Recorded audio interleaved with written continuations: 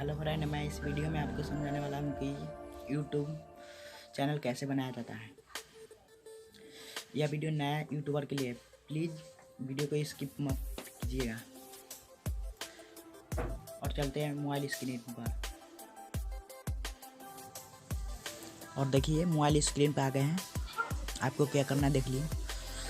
आपको यूट्यूब में जाना है। यूट्यूब हम जानते हैं कि आपको यूट्यूब में फ़ोटो नहीं लगा होगा, इसलिए फ़ोटो पर क्लिक कीजिए और यू चैनल, यहाँ देखिए यू चैनल है, इस पर क्लिक कीजिए।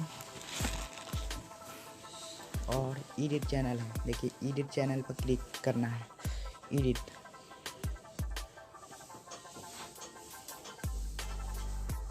थोड़ा देर लगेगा।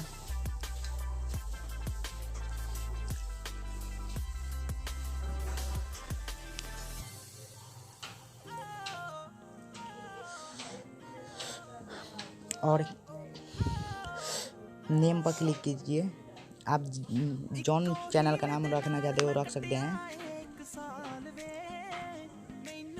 कलम के चिन्ह है, इस पे देखिए। और इस पे क्लिक करने के बाद देखिए चैनल के नाम रख देते हैं।